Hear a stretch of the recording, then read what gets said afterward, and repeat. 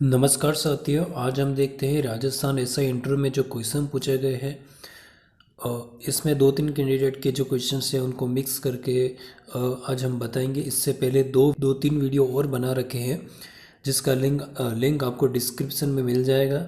और अभी तक आपने इस चैनल को सब्सक्राइब नहीं किया है तो पहले चैनल को सब्सक्राइब कर लेवे ताकि आने वाली हर वीडियो अब तक पहुंचती रहे। धन्यवाद। चलिए शुरू करते हैं। आज के अपने क्वेश्चन है, काफ़ी अच्छे क्वेश्चन पूछे गए, अच्छे लेवल के क्वेश्चन पूछे गए थे ये सारे। तो चलिए शुरू करते हैं। पहला क्वेश्चन इनसे नॉर्मली जैसे हर बार की तरह पूछा जा रहा है कि 10वीं और 12वीं कहाँ से की। झांसी की, ये इनका सब्जेक्ट जो है वो बीए में हिस्ट्री से रिलेटेड था, इसलिए इनसे पूछा गया कि झांसी की रानी के बारे में बताइए। इसके बाद इनसे पूछा गया कि राजस्थान और भारत के गृह राज्य मंत्री कौन है। गृह राज्य मंत्री के बारे में इनसे पूछा गया तो भारत के गृह राज्य मंत्री नित्यानंद रॉय राजेंद्र यादव जो है राजस्थान के गृह राज्य मंत्री है। इसके बाद इनसे ITSSO की फुल फॉर्म पूछी गई थी। इसकी फुल फॉर्म होती है investigation tracking system for sexual offence. ये इसकी फुल फॉर्म है। इसके बारे में पूछा गया था, काफ़ी डीप में अच्छा क्वेश्चन पूछा गया था ये। इसके साथ ही इनसे अगला क्वेश्चन पूछा गया देवनारायण समिति के बारे में आप क्या जानते हैं। देवनारायण समिति के बारे में इनसे पूछा गया था। जसवंत सिंह जी राठी का ये बोर्ड था। इसके बाद इनसे पूछा कि राजस्थान में सांप्रदायिक तनाव वाले इलाके कौन कौन से जहाँ पर जैसे जनसंख्या अनुपात हिंदू मुस्लिम बराबर होता है तो वहाँ लगभग ज़्यादातर जो है वो सांप्रदायिक हिंसा की संभावना रहती है, जिसमें जयपुर, जोधपुर, उदयपुर जैसे क्षेत्र शामिल है। पेपर नकल किस तरह का अपराध है। बहुत सारे लोग माफिया का गिरोह मिलकर इस अपराध को अंजाम देता है, तो इसलिए इसे संगठित अपराध कहना उचित रहेगा। इसके साथ ही इनसे पूछा गया कि साइबर क्राइम क्या होता है। साइबर क्राइम से रिलेटेड एक वीडियो अपन ने पहले बना रखा है। वह अपराध जिसमें कंप्यूटर, लैपटॉप, मोबाइल या इलेक्ट्रॉनिक डिवाइस का यूज़ करके जो अपराध किए जाते हैं उसे साइबर क्राइम कहते हैं।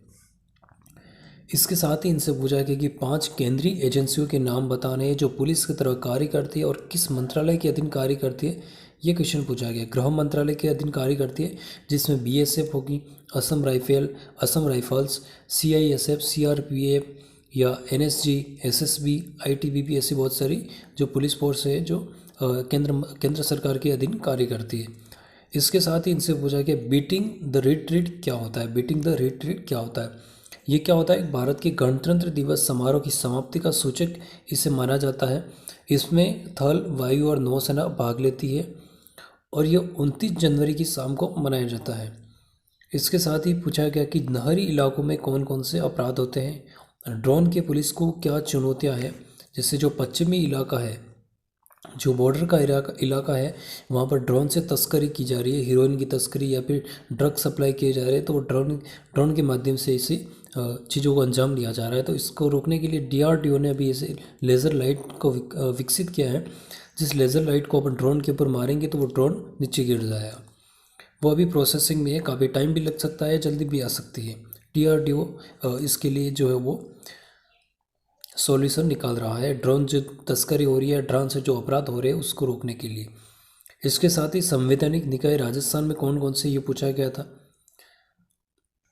इसके बाद इनसे पूछा कि कानून क्या होता है। कानून क्या होता है ये क्वेश्चन इनसे पूछा गया। और भिक्षावृत्ति सही है या गलत और इसके लिए क्या उपाय कर सकते हैं। AI के जनक कौन कौन है और इसका प्रथम टेस्ट कहाँ किया गया था। तो AI के जनक कौन है, जॉन मैकार्थी। जॉन मैकार्थी है, उन्हें आर्टिफिशियल इंटेलिजेंस का जनक कहा जाता है। महिलाओं से संबंधित कोई चार कानूनी प्रावधान बताने थे, जिसमें वीसा का गाइडलाइन 1997 की होगी, दहेज प्रथा या घरेलू हिंसा, पॉक्सो एक्ट, इसके बारे में डिटेल से बताना था। इसके साथ ही पूछा गया कि थाने गए हो कभी और वहाँ क्या क्या देखा। ये जनरली क्वेश्चन पूछा गया इनसे कि तक कभी थाने गए हो और वहाँ आपने क्या नवाचार होते देखा, या फिर उनकी कार्यशैली आपको किस तरह से प्रभावित की, या फिर आपने वहाँ पर क्या क्या महसूस किया, वो सब पूछा था। आर्टिफिशियल इंटेलिजेंस का पुलिस में क्या उपयोग हो सकता है और या हो रहा है वर्तमान में। अभी वर्तमान में इसका क्या उपयोग हो रहा है या भविष्य में क्या उपयोग हो सकता है, इसके बारे में पूछा गया था। आर्टिफिशियल इंटेलिजेंस से रिलेटेड काफ़ी एक नई जो अभी जो अपराध हो रहे हैं वो टेक्नोलॉजी का यूज़ करके किया जा रहा है, तो पुलिस को भी आधुनिक बनने की ज़रूरत है और इसका बखूबी यूज़ किया जा रहा है और वर्तमान में और आने वाले भविष्य में काफ़ी अच्छे लेवल पे इसको यूज़ किया जा सकता है। इसके साथ ही इनसे पूछा कि CCTNS पोर्टल क्या होता है। CCTNS पोर्टल के बारे में पूछा था, तो crime and criminal network tracking system CCTNS portal की फुल फॉर्म होती है। यहाँ पर सूचनाओं को एकीकृत करने के लिए इसे बनाया जाता है। शारदा एक्ट के बारे में पूछा था। इसके साथ ही चाणक्य के बारे में पूछा था कि चाणक्य के बारे में बताइए। फिर पूछा भूकंप क्या होता है, जो तुर्की और सीरिया में हाल में भूकंप आए तो उससे करंट से रिलेट करके ये क्वेश्चन पूछा गया कि भूकंप आखिर क्यों आते हैं। चार्जशीट और वारंट में क्या अंतर है, मुजरिम और मुलजिम एक ही शब्द है या अलग अलग है, या इसमें क्या अंतर है, ये क्वेश्चन पूछा गया था। हिस्ट्री शीटर और अपराधी में क्या अंतर है, IPC और CRPC में क्या अंतर है, इसके साथ ही क्या अपराधी चुनाव लड़ सकता है या नहीं लड़ सकता, कर्फ्यू कौन लगवाता है, प्रदर्शन और हिंसा में क्या अंतर है। प्रदर्शन जैसे कि जो अहिंसावादी होता है, प्रदर्शन बहुत सारे लोगों को ये अधिकार होता है कि वो प्रदर्शन किसी भी चीज़ के लिए कर सकते हैं। तो एक जैसे बिना किसी तोड़फोड़ और किसी जान मान की हानि के बिना जो प्रदर्शन किया जाता है उसे नॉर्मली प्रदर्शन लोग कहते हैं। और हिंसा मतलब जिसमें किसी को तोड़ फोड़ या रेलवे ट्रैक जाम करना, गाड़ी में तोड़ फोड़ करना, लोगों को परेशान करना, तो ये हिंसा में आएगा।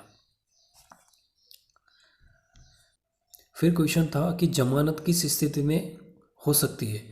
जमानत किस स्थिति में हो सकती है क्वेश्चन पूछा गया था। RTI एक्ट के बारे में पूछा था। और CSR रिपोर्ट क्या है, CSR रिपोर्ट के बारे में पूछा गया था क्वेश्चंस। इसके साथ ही इतने ही क्वेश्चन है, 2-3 क्वेश्चन कैंडिडेट के क्वेश्चन अपने को मिले थे।